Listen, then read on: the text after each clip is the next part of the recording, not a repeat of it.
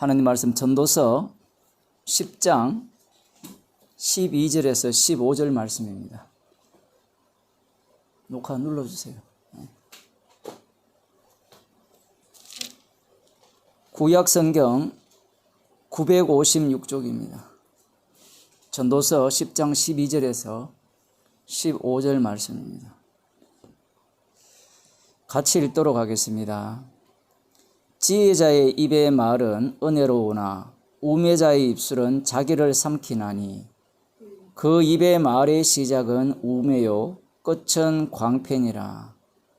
우매자는 말을 많이 하거니와 사람이 장래일을 알지 못하나니 신우사를 알게 할 자가 누구이냐. 우매자들의 수고는 제각기 고나게 할 뿐이라. 저희는 성읍에 들어갈 줄도 알지 못함이니라. 아멘. 기도하시겠습니다. 하나님 아버지, 우리가 내뱉는 말로 인하여 심판을 받을 것이라고 예수님께서 친히 말씀하셨습니다.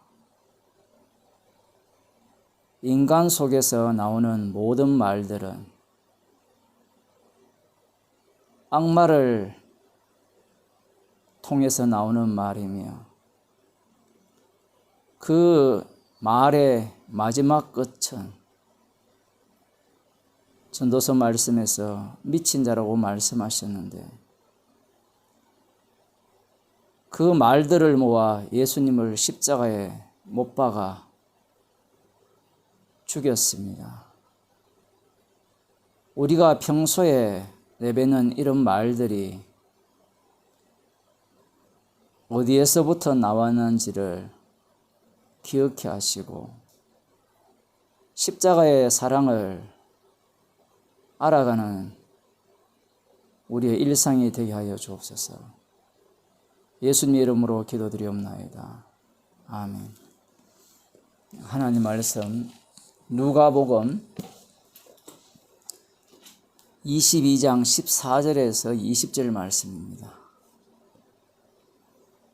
제가 읽어드리겠습니다.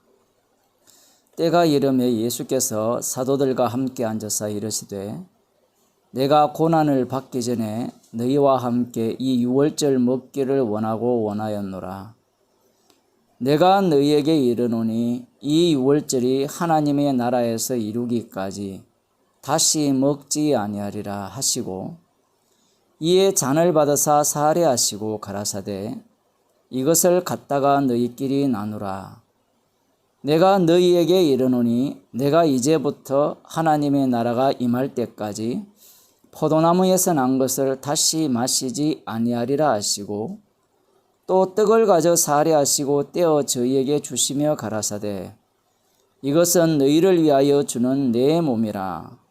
너희가 이를 행하여 나를 기념하라 하시고 저녁 먹은 후에 잠도 이와 같이 하여 가라사대 이 잔은 내 피로 세우는 새 언약이니 곧 너희를 위하여 붓는 것이라. 여기까지만 읽도록 하겠습니다. 아멘. 예수님께서 제자들과 함께 하시면서 소원이 있었어요. 소원이 무엇인가 하면 제자들과 함께 유월절 먹기를 원하였다. 이렇게 말씀합니다. 참 독특한 표현이죠.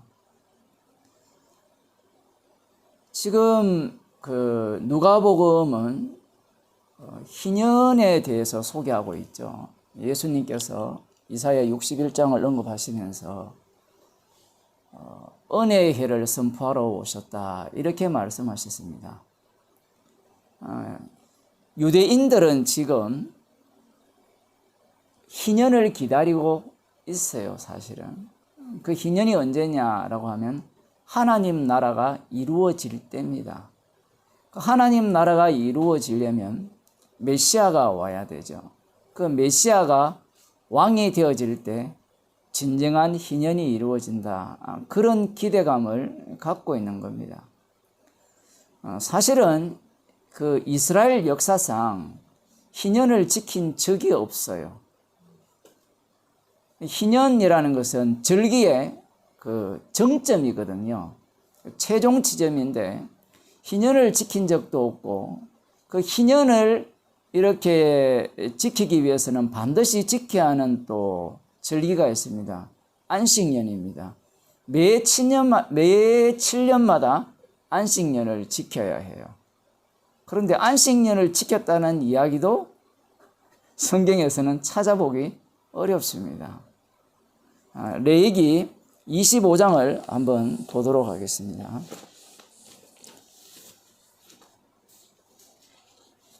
희년의 의미를 알아야만 예수님께서 유월절을 제자들과 함께 먹기를 원하고 원하였다라는 말씀의 의미를 제대로 파악할 수 있는 거예요. 자, 그 25장 1절부터 보게 되면 여호와께서 시내산에서 모세에게 일러 가라사대 이스라엘 자손에게 고하여 이르라 너희는 내가 너희에게 주는 땅에 들어간 후에 그 땅으로 여호와 앞에 안식하게 하라. 너는 6년 동안 그 밭에 파종하여 6년 동안 그 포도원을 다스려 그 열매를 거둘 것이나 제7년에는 땅으로 쉬어 안식하게 할지니 여호와께 대한 안식이라. 너는 그 밭에 파종하거나 포도원을 다스리지 말며 너의 곡물에 스스로 난 것을 거두지 말고 다스리지 아니한 포도나무에 맺은 열매를 거두지 말라. 이는 땅의 안식년임이니라. 안식년의 소출은 너희의 먹을 것이니 너와 내 남종과 내 여종과 내 품꾼과 너와 함께 가는 객과 내 육축과 내 땅에 있는 들짐승들이 다 그 소산으로 식물을 삼을지니라. 성경이 되게 어려운데 한마디로 말하면 이런 거예요. 안식년에는 무엇을 하지 말아야 되는가 하면 파종을 하지 말아야 돼요. 파종을 하지 말고 동시에 그 안식년에 파종을 하지 말기 때문에 그 다음에 어떤 자기의 음식을 위해서 자연스럽게 난 것도 먹지 말아야 돼요. 그게 땅의 안식을 말씀하시는 내용입니다. 그러면 왜 이 안식년을 말씀하셨느냐? 그것은 이스라엘이라는 것이 땅 중심이지 이스라엘 백성 중심이 아니라는 거예요. 이 본문만 보더라도 분명히 알 수 있습니다. 만일에 이 안식년을 지켜버리면 어떤 문제가 발생하는가 하면요. 먼저 안식일을 이야기하자면 안식일 날은 일하지 말라 하잖아요. 그 어떤 일도 하지 말아야 되죠. 그러면 안식일을 지키기 위해서 그 전날 준비를 할 거 아니에요. 뭐 농사를 짓든 뭐든 간에 그 하루 쉬는 것은 사실은 가능한 일입니다. 어떻게 보면 일주일에 한 번씩 쉬는 것은. 그런데 안식년을 쉬게 되면 어떤 결과가 초래하는가 하면요. 제 6년째 뿌린 걸 거두게 되잖아요. 거두고 7년째는 뿌리지 못해요. 그러면 8년째 수확이 없어요. 쉽게 말하면. 그럼 3년 동안 6년째 뿌리고 거두은 걸 먹어야 된다는 겁니다. 그러니 그 해에 하나님께서 3년치를 주셔야만 안식일을 지킬 수 있다는 논리가 돼요. 근데 안식년 지켰다는 이야기가 성경에 없어요, 역사적으로. 그러면 왜 안식일을 안 지켰을까? 안식년을 안 지켰을까? 그 이유가 뭘까요? 이스라엘 백성들은 핑계거리가 있겠죠. 아니, 제 6년째 소출을 3년 먹을지 주셨다면 안식년을 얼마든지 지킬 수 있지 않습니까? 라고 항변을 할 거 아니에요. 근데 우리가 성경을 읽어보면 이스라엘 백성들이 말씀대로 삽니까? 살지 않습니까? 살지 않죠. 살지 않으니 당연히 하나님의 언약이 작동되어지니까 6년째, 3년째 것을 주시지 않는 겁니다. 그런데 이스라엘 입장에서는 그런 생각을 하지 않는 거예요. 자, 그러면서 이제 8절에 보면 그 안식년을 계수할지니 이는 7년이 7번인즉 안식년 7번 동안 곧 49년이라 7월 10일은 속죄일이니, 이게 어떤 얘기인가 하면 7년이 안식년이잖아요. 그것을 7번 곱하는 겁니다. 7번 곱하면 49년이잖아요. 그 49년째 되는 해가 아니고 그 다음에가 안식년, 50년째가 안식년인데 50년이 언제 시작되는가 하면 이 본문에 보면 안식년 또 어떻게 시작하는가 하면 대속죄일 날 시작해요. 7월 10일. 성경에는 분명히 안 나와 있는데 지금 여기에 보면 7월 10일은 속죄일이니 이때 나팔을 분다는 겁니다. 나팔을 불 때 그 전국 거민에게 자유를 공포한다 이렇게 표현해요. 그래서 49년 대속죄일인 7월 10일 날 나팔을 불면서 희년이 시작된다는 겁니다. 근데 희년은 더 지키기 어려워요. 왜 어려운가 하면 희년도 역시 안식년과 동일한 아무 일도 못하게 되어 있거든요. 근데 49년이 안식년이에요. 그럼 50년이 희년이죠. 그럼 2년을 파종도 못하고 수확을 못하는 거죠. 그러면 48년째 되는 해에 하나님께서 몇 년치 먹을 것을 주셔야 되는가 하면 3년치가 아니고 4년치를 줘야 되는 거예요. 안식년을 안 지켰으니까 희년을 지킬 이유 없어요. 지킬 수가 없습니다. 이 말씀을 보게 되면. 왜냐하면 이 말씀 자체가, 율법 자체가 이미 너희들은 희년을 지킬 수 없다라는 것을 전제로 하고 있어요. 왜 그런가 하면 한번 봅시다. 11절에 보면 그 50년은 너희의 희년이니 너희는 파종하지 말며 스스로 난 것을 거두지 말며 다스리지 아니한 포도를 거두지 말라. 이는 희년이니 너희에게 거룩함이니라. 너희에게 밭의 소산을 먹으리라. 이렇게 되어 있거든요. 이 희년에는 너희가 각기 기업으로 돌아갈지니 내 이웃에게 팔거든 내 이웃의 손에서 사거든 너는 서로 속이지 말라. 말씀이 이게 너무 번역이 어려워가지고 쉽게 말하면 이 희년에는 각기 기업으로 돌아가게 돼 있어요. 그런데 이 약속의 땅에 들어갈 때 기업이 분배가 되잖아요. 각 지파별로, 각 그 족속별로, 그 집안별로 기업이 다 분배가 돼요. 근데 그 기업의 지경은 변개할 수 있다고 하느냐라고 할 때는 변개할 수 없습니다. 그 어느 누구도 못 바꿔요. 그것은 영속하는 거예요. 그 민수기, 거기에 보면 36장에 보면 이 슬로바스의 딸들이 유산을 물려받아요. 아버지의 유산을. 요셉 지파인지 그런데 물려받을 때 요셉 지파가 뭐라고 이야기하는가 하면 그 대표들이 딸들이 물려받았으니까 딸들은 시집을 가잖아요. 그 시집을 가면 그 땅이 누구의 소속이 되는가 하면 남편의 소속이 돼요. 그래서 하나님께 이 모세 얘기를 하니까 하나님께서 뭐라고 말씀하시는가 하면 각 지파의 딸들은 다른 지파에게 시집 못 간다 얘기해요. 왜냐하면 기업 때문에 그래요. 기업이 바뀌면 안 되니까. 기업이 계속해서 그 지파에 속한 것은 지파에게 물려져야 되기 때문에 그 정도로 엄격하게 말씀을 하시는데 문제는 여기에 보면 기업으로 돌아갈지니라는 말씀을 먼저 해버려요. 희년을 지키라고 하면서 기업으로 돌아갈지니라고 말씀을 하심으로 말미암아 벌써 이스라엘은 문제가 발생했다는 거죠. 희년을 주셨다는 자체가 벌써 이스라엘은 말씀대로 살았다는 말입니까? 안 살았다는 말입니까? 안 살았다는 얘기예요. 희년이 뭔가 하면 원래 약속의 땅에 들어갈 때 주어진 그 기업대로 돌아가는 거예요. 근데 그 기업을, 그 땅을, 집을 지키지 못했다는 것은 어떤 의미가 되는 겁니까? 그 집을 팔았다, 땅을 팔았다라는 것은 가난해졌다는 거죠. 그러면 왜 가난해집니까? 신명기 28장에 보면 뭐가 나와요? 말씀대로 살면 들어가도 복을 받고 나가도 복을 받는다 했죠. 그럼 그 복 자체가 어떻게 됐다는 거예요? 저주가 내려졌다는 거예요. 저주가 내려졌기 때문에 가난해진 거잖아요. 저주는 왜 저주가 온다 했죠? 말씀대로 살지 않았기 때문에. 그래서 기업을 파는 겁니다. 땅을 팔고 자기가 살던 집을 파는 거예요. 그러니 하나님께서 희년을 지금 언급하신다는 자체에는 벌써 이스라엘 백성들은 율법대로 산다, 살지 않는다? 살지 않는다는 것을 전제로 하는 거예요. 희년을 이야기하니까 어떻게 지킬 거냐, 그것도 염려지만 사람들은 무슨 생각을 갖고 있는가 하면 희년이니까 아유 좋아라 라는 것을 갖고 있어요. 희년이 있다는 자체는 어떤 인간도 죄인이라는 거예요.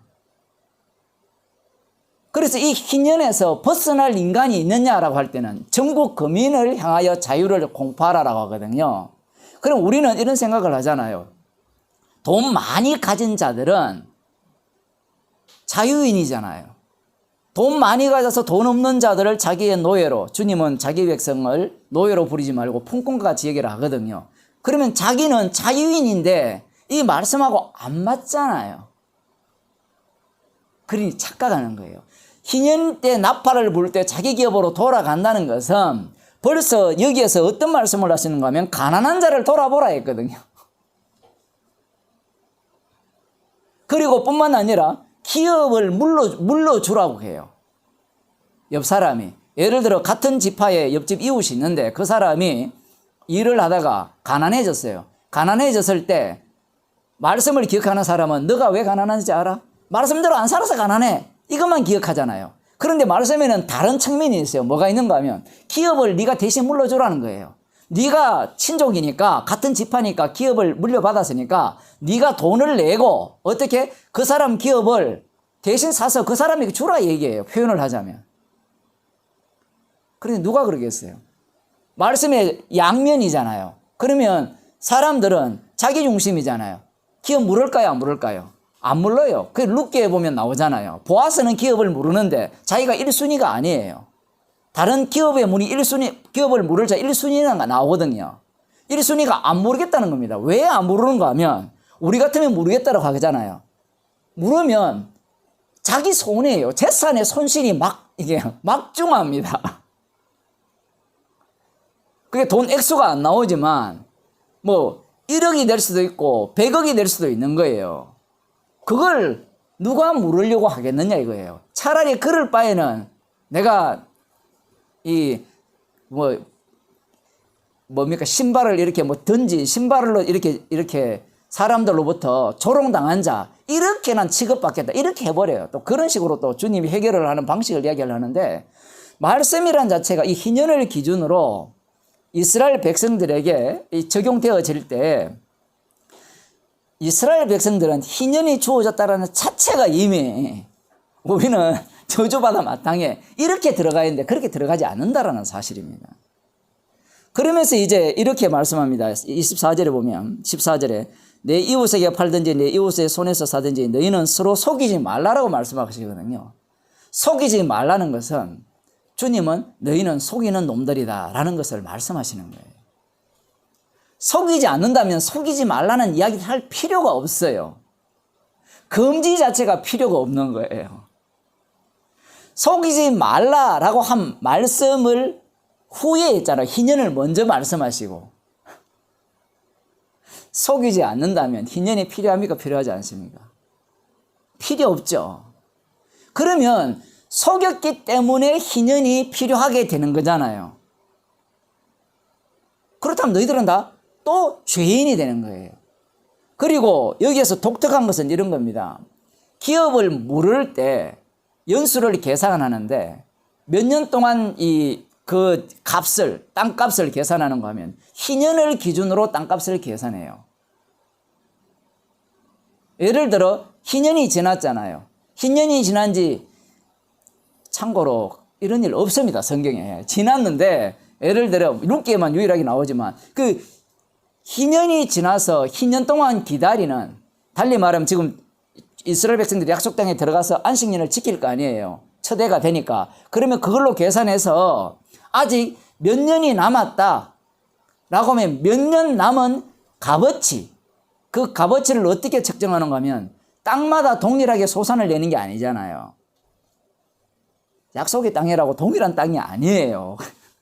우리는 그런 생각을 할 수 있는데 그 지력이 다 달라가지고, 인간이 보기에는 지력이 다 달라가지고 그 땅값이 다르단 말입니다. 그 계산을 해가지고 지불하라고 이야기를 해요. 그리고 사람도 마찬가지입니다. 사람이 품꾼으로 팔렸을 때 그것을 물을 때도 그걸로 계산해서 희년이 얼마나 남았느냐에 따라서 계산하라고 이야기를 하는 거예요. 모든 것이 희년을 기준으로 해서 그 값을 계산하라는 겁니다. 그렇게 할 때 그 사람은 원래 기업으로 돌아갈 수 있는 거예요. 그러면 누군가 그 대가를 지불한 거잖아요. 그런데 그 대가 지불의 내용이 뭐가 관련되어 있는가 하면 죄와 관련되어 있어요. 그들이 왜 기업을 잃어버리고 집을 팔고 했느냐, 왜 품꾼이 되었느냐, 종이 되었느냐라고 할 때는 율법에 근거하면 죄인이 되었기 때문에 그렇게 된 겁니다. 지금 그런 말씀을 지금 레위기 25장에서 말씀을 하고 계신 거예요. 이스라엘 백성들이 이걸 알고 있어요. 그런데 중요한 것은 이들이 한 번도 이 안식년을 지킨 적이 없다라는 사실이고 희년을 지킨 적이 없다라는 사실이에요. 성경을 찾아보면. 그런데 하나님께서 역대하 36장 21절을 한번 볼게요.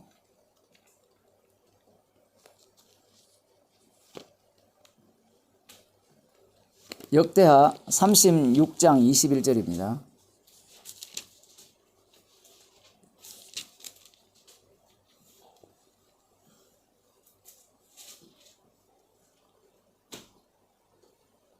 이스라엘 백성들이 멸망당하는 거거든요. 17절부터 보면 하나님이 갈대아 왕의 손에 저희를 다 붙이시매 저가 와서 그 성전에서 칼로 청년을 죽이며 청년 남녀와 노인과 백발노홍을 긍휼히 여기지 아니하였으며 또 하나님의 전의 대소 기명들과 여호와의 전의 보물과 왕과 방백들의 보물을 다 바벨론으로 가져가고 또 하나님의 전을 불사르며 예루살렘 성을 헐며 그 모든 궁시를 불사르며 그 모든 귀한 기명을 회파하고 무릇 칼에서 벗어난 자를 저가 바벨론으로 사로잡아 가매 무리가 거기서 갈대아 왕과 그 자손의 노예가 되어 바사국이 주재할 때까지 이르니라. 노예가 된 거예요.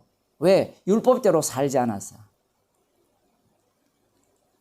이에 토지가 황무하여, 독특하죠. 토지가 황무하여 안식년을 누린같이 안식하여 70년을 지내었으니 여호와께서 에레미야의 입으로 하신 말씀이 응하였더라. 이렇게 됩니다.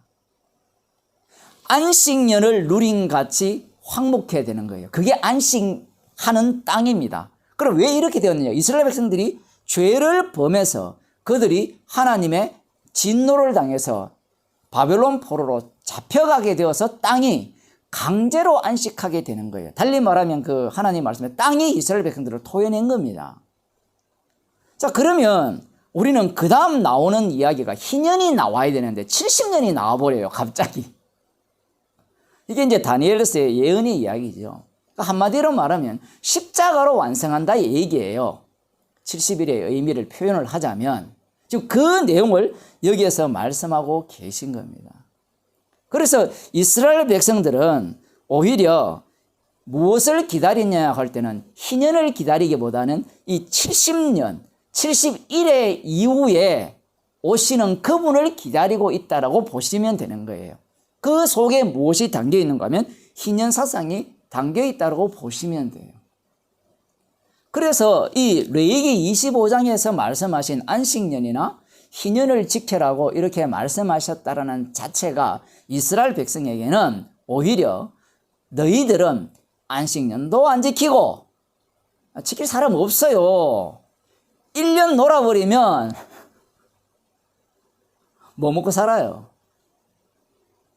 주일날 하루 돈 안 벌고 놀아보세요.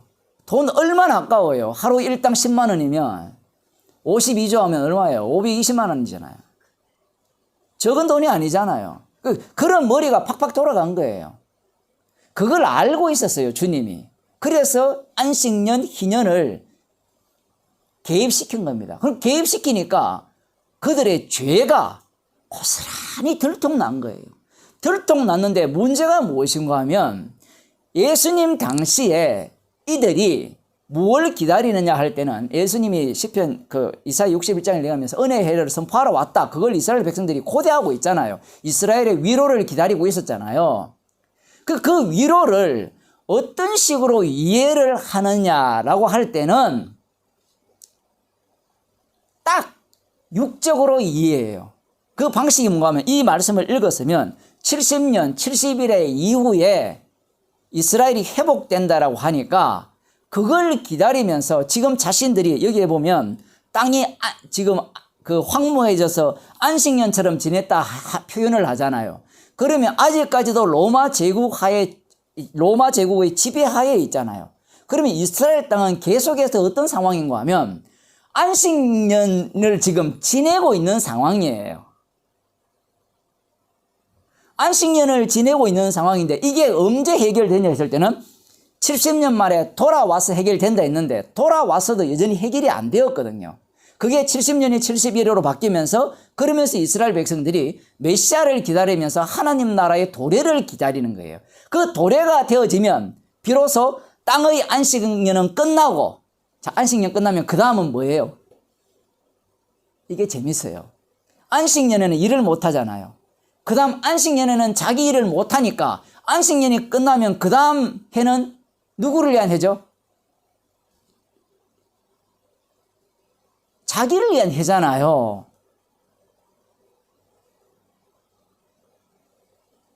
지금 안식년에 황무해졌다 했잖아요. 그러면 그 황무한 기간 동안은 자기들이 일을 합니까? 못 합니까? 안식일은 일을 못 하잖아요. 그러면 메시아가 와서 희년을 이루어 버리면 희년이 끝났잖아요. 그럼 그 다음 해부터는 누구의 해가 되죠? 자기의 해가 되는 거예요. 8년째는 자기의 해예요. 파종하고 일하고 이런 식으로 이해를 하는 겁니다. 그래서 메시아가 오게 되면 그 메시아가 자기들을 어떻게 자유를 선포한다 했으니까 이 로마 제국 압자에서 자유롭게 줘서 드디어 우리의 세상이 도래한다라고 생각을 하는 거예요. 이런 생각은 이 세상 어떤 민족이든 다 갖고 있는 사고방식이에요. 성경이라는 것이 유대교에 국한된다라고 뭐 똑똑한 누구예요? 도올이나 이런 사람들이 얘기를 하잖아요. 그렇지 않아요. 그 사람이 비판하는 게 그거거든요. 그들의 사상이나 이방 우리 민족의 종교나 다를 바 없다. 다를 바 없어요. 맞아요. 그거 잘 봤어요. 그래서 지옥 가는 겁니다. 별로 차이가 없어요. 왜냐하면 모든 인간들이 기다리는 게 희년이거든요.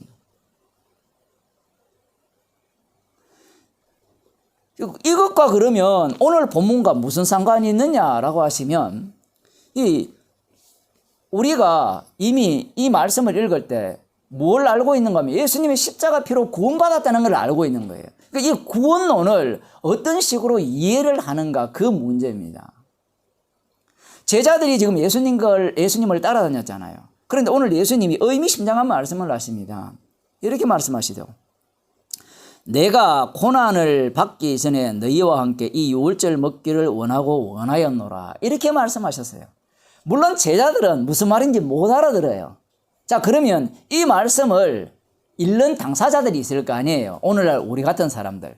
그러면 우리는 이 본문을 어떻게 이해하는가 하면 장차 예수님이 고난받고 죽으시잖아요. 십자가에 못 박혀 죽으시니까 그 고난받기 전에 제자들과 마지막 만찬을 하기를 원하였다라고 생각을 하게 될 거라 이 얘기입니다. 대부분 그렇게 해석을 해요. 그래서 여기에서 사람들은 무엇을 놓치게 되는가 하면 사실 여기에서 핵심은 고난이거든요.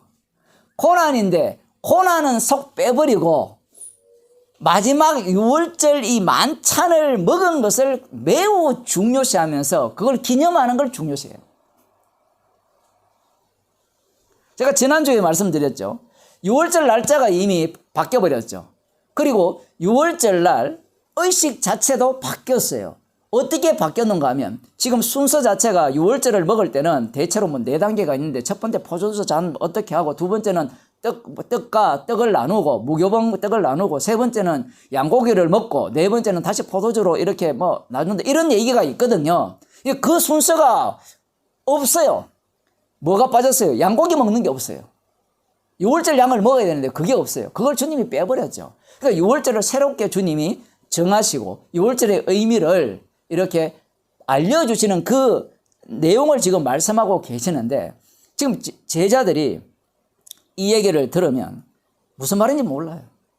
그리고 뒤에 보면 이 유월절이 하나님의 나라에서 이루기까지 다시 먹지 아니하리라 이렇게 말씀하니까 제자들은 무슨 생각을 하게 되는가 하면 하나님 나라에 이루기까지 라고 했으니까 드디어 하나님 나라가 이루어지는구나 라고 생각할 수밖에 없도록 예수님이 말씀하신 거예요.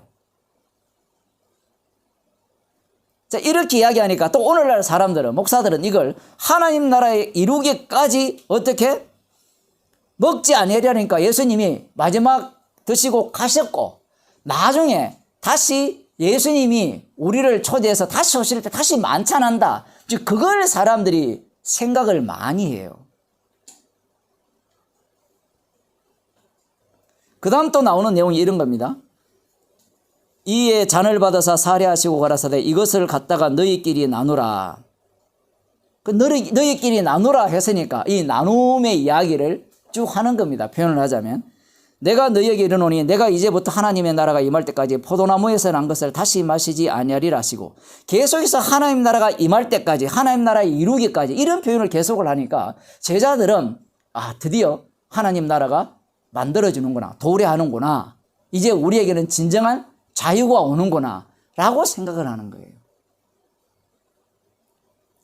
그러면서 이것은 너희를 위하여 주는 내 몸이라 너희가 이를 행하여 나를 기념하라 하시고 저녁 먹은 후에 잠도 이와 같이 하여 가라사대 이 잔은 내 피로 세우는 새 언약이니 곧 너희를 위하여 붓는 것이라. 새 언약을 세운다라고 예수님이 말씀하셨거든요. 근데 여기에서 예수님이 뭘 말씀하셨는가 하면 이 떡을 떼는 것과 포도주 잔을 나누는 것을 기념하라 했거든요. 실제로 고린도 교회가 이걸 기념을 했습니다. 고린도전서를 한번 보겠습니다. 고린도전서 11장입니다.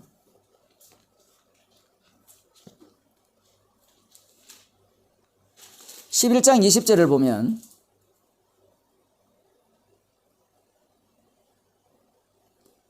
그런즉 너희가 함께 모여서 주의 만찬을 먹을 수 없으니 이 말은 뭔가 하면 함께 모여서 주의 만찬을 먹은 거예요. 근데 이 주의 만찬이 뭔가 하면 사도행전 2장에 보면 날마다 마음을 같이하여 성전에 모이기를 힘쓰고 그리고 집에서 떡을 떼면서 기쁨과 순전한 마음으로 음식을 먹고 이런 표현을 하고 있어요.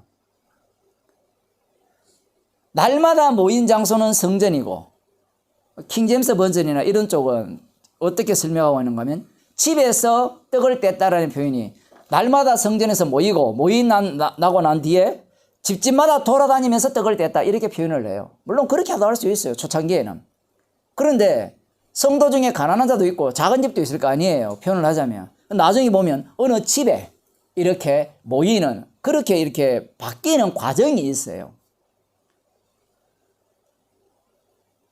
지금 여기에서 보게 되면 모였으니까 모여서 기쁨으로 떡을 뗐다라는 표현을 하거든요. 쉽게 말해 식사예요, 식사. 지금 만찬도 식사잖아요.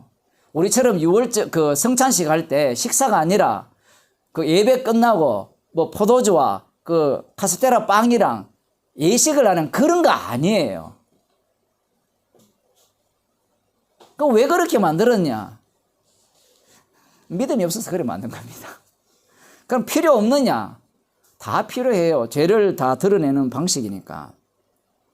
만찬을 먹어요. 저녁을 한 끼 식사를 한다는 겁니다. 그 식사를 할 때 당시에 뭐 포도주가 기본 음료였다라고 이렇게 볼 수가 있잖아요.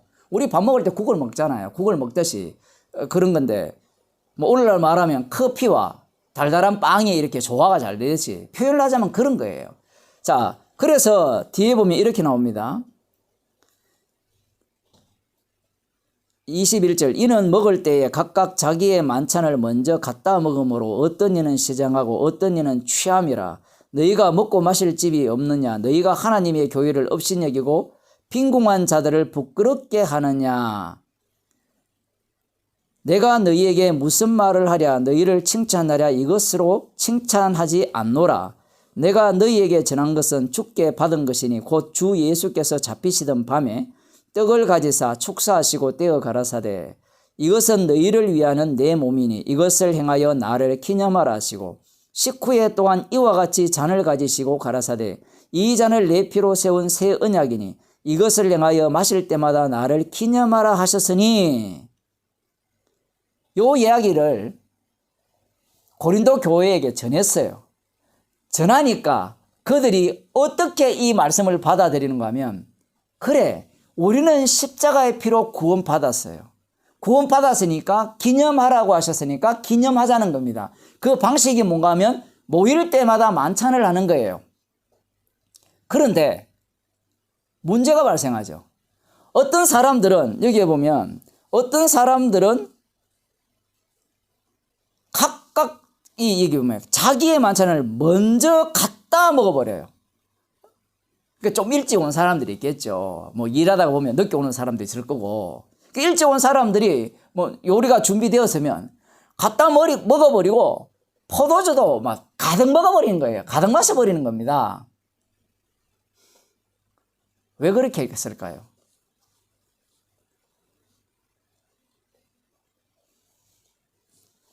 그들은 말씀을 지키고 있어요. 기념하라 했잖아요. 기념하라는 의미를 지금 그래 맞아요. 늦게 온 사람도 뭐 적게 먹는 거 상관없는 거예요. 기념하는 거니까. 왜? 이미 피로 구원받았잖아요. 십자가의 피로 구원받은 상태에서 기념하는 것이 문제가 돼야 안 돼요. 이미 십자가의 피로 구원받았는데 내가 많이 먹고 기념하면 되잖아요. 이것이 십자가의 피를 모독할 요소가 돼야 안 돼요. 안 된다는 겁니다. 그들 입장에서는 지금 성찬식이 십자가의 원수짓이라는 걸 인간들은 인정 안 해요. 아니 가톨릭이 주일마다 성찬식 하잖아요. 일요일마다 토요일마다. 그게 십자가의 원수짓이라고 그들이 인정해요? 아니죠. 주님이 기념하라 하는 걸 우리가 정말 마음을 다하고 뜻을 다하고 힘을 다하여서 주의 성찬에 합하게 참여해라. 안 그러면 너가 죽는다. 이렇게 이야기하니까 회개하고 마음을 낮추고 성찬에 참석하잖아요. 여러분 그래 보셨죠? 교회 다닐 때. 안 그래요? 그래서 성찬식 있는 주일날 저녁에는 술도 안 먹잖아요. 사람들이. 평소에는 술 잘 먹다가 혹시 죽을까 싶어가지고. 그러면서 성찬식 그 일은 의롭다고 생각하는 거예요. 지금 이 고린도 교회도 마찬가지예요.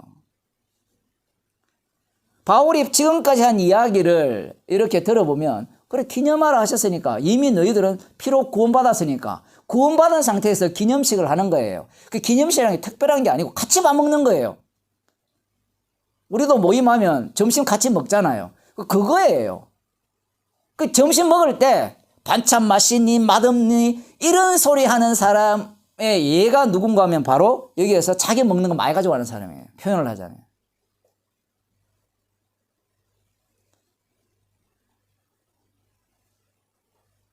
무엇이 없기 때문에 그래요.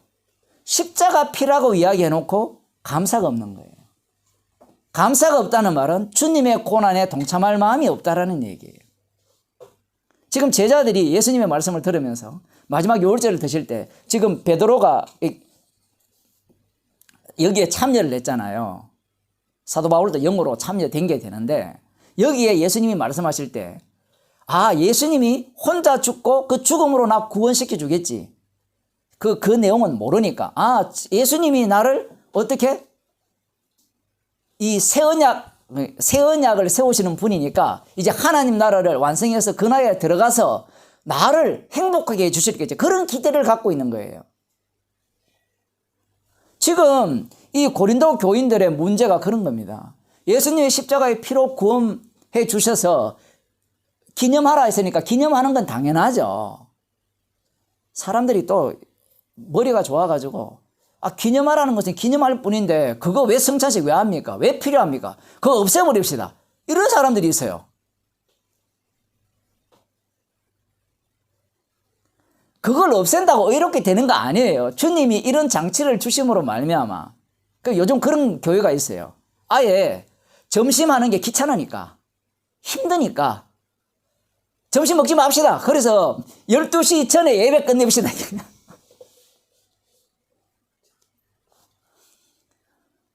왜 그런 이야기가 나오는 겁니까? 그래서 주님이 기념하라고 한 거예요. 인간들은 자기밖에 몰라요. 그리고 주님이 십자가의 피로 구원한 것은 개인이 아니고 그리스도의 몸의 지체예요. 그래서 날마다 모이기를 힘쓰라는 겁니다. 그래서 이들은 지금 모이기를 힘쓰는 거는 좋은데 문제는 모여서 기념하고 앉았어요. 그런데 주님의 말씀의 의도는 그게 아니었습니다. 그 뒤에 나옵니다. 26절에 보면 너희가 이 떡을 먹으며 이 잔을 마실 때마다 주의 죽으심을 오실 때까지 전하는 것이니라. 이렇게 이야기합니다.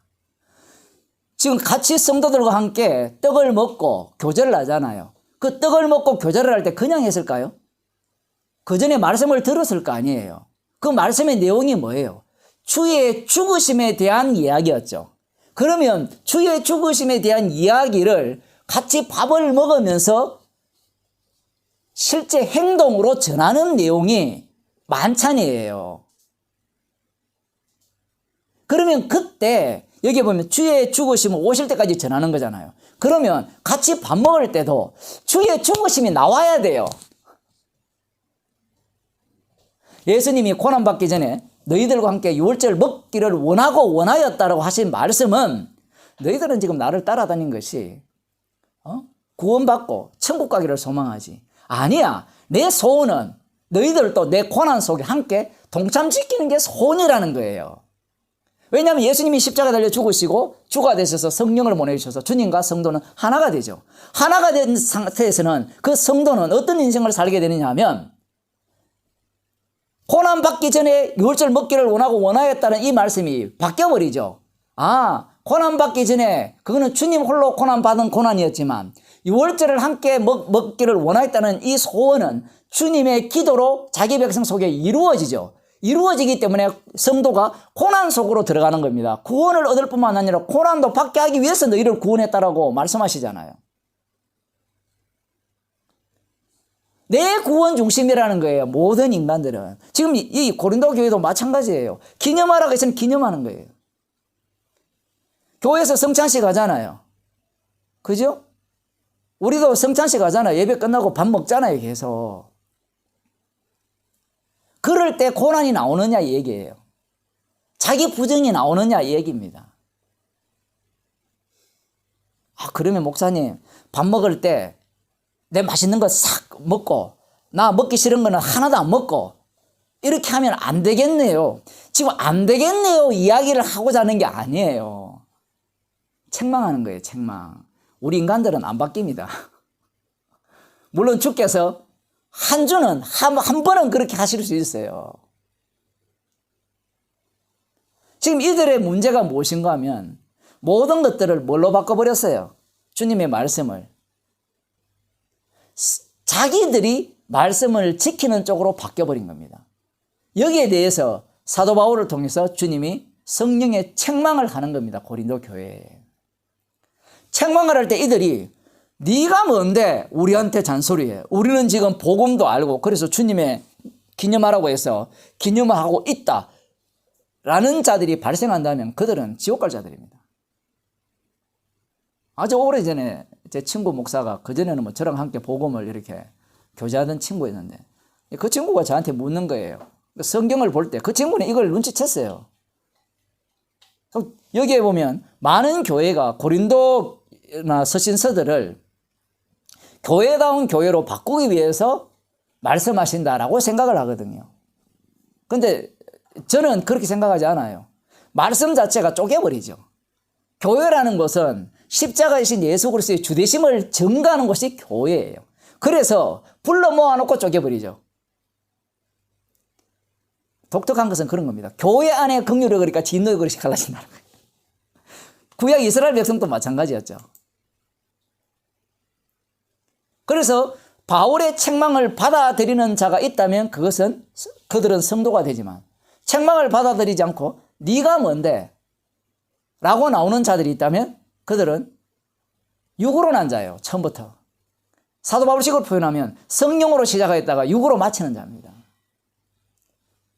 또 이렇게 말하면 주님이 한 번 구원한 자는 지옥 보내지 않는다는데 맞아요. 그건 주님의 언약이에요. 근데 왜 자기 구원 중심으로 바꿔가지고 그 말씀을 이용합니까? 그렇게 할 것 같으면 바울이 이렇게 안타깝게 간절하게 편지 쓸 필요가 없잖아요. 얘들아 너희들 다 이미 구원받았으니까 그래 내 말 좀 들어줘 제발. 이렇게 사는 게 주님 백성답지 않니? 이렇게 얘기를 하는 게 맞죠. 근데 성경이 그렇게 이야기합니까? 갈라디아서에 보면 내가 전한 복음 외에 다른 복음을 전하면 저주를 받을 때 해버리잖아요. 지금 고린도 교회가 만찬을 먹을 때 자기는 엄청나게 먹고 취해버리고 뒤에 온 사람은 쫄쫄 굶는 거예요. 굶으면 우리는 이렇게 이야기하잖아요. 집에 가서 먹으면 되지 않느냐. 그럴 것 같으면 왜 모여요? 그럼 이럴 것 같으면 안 모이면 좋지 않습니까? 라고 또 얘기할 거 아니에요. 그러니까 복음에 관심이 없는 거예요. 성경 말씀 안 들으려고 하는 겁니다. 주님은 날마다 모이기를 힘쓰라 하거든요. 히브리서에 보면 이 히브리서의 특징이 그 영문 밖으로 가자인데 표현을 보면 믿음을 가진 자가 결국은 주님의 인도하심을 따라서 주님의 기도에 의해서 죽음 속으로 합류하는 건데 여기에 보면 그 당시에 모이기가 얼마나 어려웠는지 몰라요. 그래서 우리 지금 상황이 어려우니까 모이지 말자 이렇게 이야기를 하는 거예요. 히브리서가 그렇게 되어 있습니다. 그래서 모이기를 패하는 어떤 자들의 습관과 같이 하지 말자 얘기예요. 그러니까 습관이 되어버렸어요. 코로나 사태가 되니까 이제 인터넷으로만 계속 하니까 습관이 되니까 안 모이는 거예요. 계속. 다음 주는 오세요. 안 모이는 겁니다. 왜 안 모여요? 안 모이니까 편하거든요. 잠옷 입고 하는지 화면 안 비치니까 잠옷 입고 예배를 드리는 건지 뭘 하는지 일찍 준비할 필요도 없고 주님은 우리의 모든 과정을 다 봐요. 전 삶을 일상을 다 보는데 일상 중에 한 부분을 끄집어내어서 전체로 보시고자 해요. 지난 여러 번 말씀하셨죠. 부분을 갖고 전체를 말씀하시는 거예요. 근데 우리는 전체를 갖고 부분을 다 뭐 하려고 해요? 지금 보세요. 십자가피로 구원받았으니까 나 만찬 참석해가지고 내 먹고 싶은 거 다 먹고 술 취한 거 이거 나쁘지 않아. 전체를 갖고 부분을 막 커버해버리죠. 그건 지 잘났다는 거예요. 근데 주님은 정반대입니다. 부분을 갖고 네가 십자가 용서함을 아느냐 고난에 동참하고 있느냐 거꾸로 책망하고 들어와요. 하나하나 부분을 갖고. 독특하죠. 근데 인간은 반대죠. 전체를 갖고 부분에 부족하면 괜찮아 이렇게 가려고 하는 거예요. 물론 주님의 십자가로 다 용서한 것은 분명한 사실입니다. 그런데 용서받았기 때문에 주님은 부분 하나하나를 놓치지 않고 그 모든 내용을 갖고 주님의 십자가에 용서하신 그 공로를 드러내고자 하면서 자기 백성을 어느 쪽으로 몰아가요? 고난 쪽으로 몰아가는 겁니다. 지금 이들은 고난받기 싫은 거예요. 먹고 싶어요. 맛있는 거 내가 배불리 먹고 싶어요. 그걸 참는 게 고난이거든요. 물론 주께서 먹게 하는 것도 고난일 수도 있어요. 먹기 싫은데 이 교회에 왔기 때문에 나 저거 김치 안 좋아하는데 나는 총각김치만 좋아하는데 근데 그냥 배추김치 그러나 먹기 싫은데 그걸 먹는 것도 고난에 들어가는 거예요. 그러니까 먹고 안 먹고 이거 사소한 건데 주님은 그 모든 부분에서 고난에 참여한 자기 백성을 드러내고자 하는 겁니다. 그건 뭐 별거 아니잖아요. 별거 아닌 게 아니죠. 지금 만찬을 성찬식으로 생각하니까 사람들이 뭔가 그럴듯한 존경이 이렇게 생각하잖아요. 지금 이 내용이 그냥 쉽게 말해 일상이잖아요. 우리가 말하는 일상. 문제는 지금 인간들이 희년을 기다리면서 주님의 용서하신 그 새 언약 시대를 기다리면서 무엇을 꿈꾸는가 하면 주님의 고난에 동참하기를 꿈꾸는 게 아니고 당신은 고난 받으시오. 당신은 십자가 지시오. 나는 그 십자가의 혜택을 누리고 내 마음대로 살겠어. 이제 그걸 꿈꾸는 거예요. 그래서 구원파들이나 신천지 애들이 좀 다르지만 구원파들은 이미 구원받았으니까 괜찮다는 거예요. 그들이 꼭 고린도 교인들 같죠. 안 그러면 내가 더 열심히 노력해서 또 구원 받으려고 하네. 이것도 말이 안 되는 거예요. 성경은요, 이렇게 말해도 공격을 하고요, 저렇게 말해도 공격을 해요. 정당한 게 없어요. 우리 이제 복음을 아니까 우리는 이제 구원받은 인간이야. 택도 없는 소리 하지 마세요. 인간은 선악을 아는 지식을 아는 인간이 되었기 때문에 항상 이게 이 복음은 진짜 선일 거야. 이건 선이야. 이건 구원이 돼. 이건 정말 진리야. 그런 생각을 인간들은 늘 하게 돼 있거든요. 근데 그건 주님이 깨버립니다. 그러면 여기에 나오는 이 사람들처럼 하지 말고 그러면 밥 먹기 전에 기다렸다가 먹으면 되겠네요. 그것도 깨버립니다. 왜냐하면 그렇게 기다려서 먹은 사람은 어떤 마음이 들까요? 나 고난에 동참해서 그런 소리가 나오도록 주님이 조치를 한 거예요. 그거 안 나오고 살려고 하지 마세요. 주님은 지금 마귀를 앞장세워서 죄인을 만들어서 그 속에서 십자가의 용서하신 은혜를 증거하게 하려고 자기 백성을 끌고 가는 거예요. 성도는 당한다고 했잖아요. 성도뿐만 아니라 모든 인간들도 당하게 되어 있어요. 당하는 현장에서 십자가 피로 이루신 그 내용물들이 이렇게 쏟아져 나오는 겁니다. 그걸 드러내기 위해서 주님이 이 상황으로 몰고 가신 거예요. 그 속에서 갈라짐이 나타나죠. 두 가지 갈라짐이죠. 첫 번째 갈라짐은 쪼개지면 어떻게 쪼개지는가 하면 바울의 이야기를 들었을 때 자기 자신이 쪼개지죠. 내가 마음껏 가져먹었거나. 그러면 반대로 하나도 쫄쫄 굶은 사람은 원망이 생길 거 아니에요. 맞죠? 그 인간은 또 쪼개지는 겁니다. 원망할 게 뭐 있어요? 주께서 내 죄를 알게 하기 위해서 저렇게 또 하셨구나. 오히려 원망이 갑자기 감사로 바뀌어버리면 얼마나 좋습니까? 근데 그것들이 쪼개지고, 바울의 설교를 들어보니까, 말씀을 들어보니까, 성령의 책망을 들으니까 쪼개지고, 그 쪼개지는 자들이 하나가 되고, 쪼개지지 않는 자들은 뭐예요? 열받았죠. 왜 니만 다 먹어? 다음에 올 때 너 기다려. 반대로 이쪽에서는 네가 일찍 와. 이런 소리로 이제 다투는 거예요. 그들 무리와 무리끼리 갈라져 버립니다. 그 말씀 자체가 1타 4피입니까? 하나를 던졌는데 4조각이 나버렸죠. 물론 두 쪽 이렇게 최종적으로는 갈려지지만 지금 그런 말씀을 우리 가운데 하시는 거예요.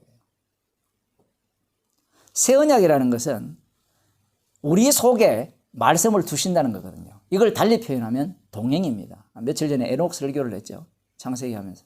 동행이라는 말은 어떤 의미냐라고 할 때는 내 좋아하는 동행이 아니에요. 그러면 사도 바울이 그러잖아요. 사도 바울이 주님을 만나기 전에는 자기가 좋아하는 걸 했어요. 맞죠? 그런데 주님이 오시니까 자기가 좋아하는 것은 다 뭘로 여겨요? 해로 여기고 자기는 하기 싫은데 주님이 원하는 것에 끌려가는 겁니다. 그게 주님과의 동행이에요. 그게 요한복음 21장에 보면 네가 젊어서는 띠띠고 원하는 곳으로 네가 다녔는데 늙어서는 원치 않는 곳으로 다니는 거예요. 가는 곳마다 내가 원치 않는 것이었어요. 바라지 않는 것이었어요. 그게 새 언약의 효력입니다. 새 언약이 이미 우리 속에 이루어졌기 때문에 주님의 피로 새 언약을 완성했기 때문에 성령을 주셨기 때문에 이미 주님이 우리와 동행하시는 거예요.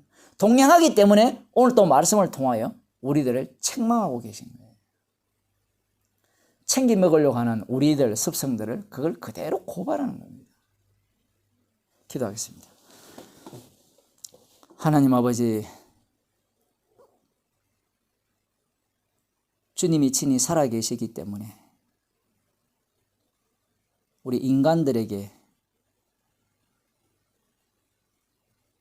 주의 말씀을 맡겨놓은 것이 아니라 우리와 친히 동행하시면서 주님이 십자가로 다 이루신 것들을 하나씩 하나씩 쏟아내게 하시고 십자가의 용서함의 그 큰 놀라운 사랑과 은혜를 증거하는 자로 저희들을 살아가게 하신다는 말씀을 보았습니다. 우리의 습성은 내 구원받으면 되고 내가 편안하면 되고 그런 방식으로 말을 쏟아내고 행동을 하며 살아가는 그러한 인생들인데 주님께서 십자가 증인으로 저희들을 불러주셨기에 오늘도 저희들을 책망하시면서 주님의 고난에 동참하는 자로 이끌어 주심을 감사드립니다. 주의 백성들이 주님과 동행하는 인생이 되게 하여 주옵소서. 예수님 이름으로 기도드리옵나이다. 아멘.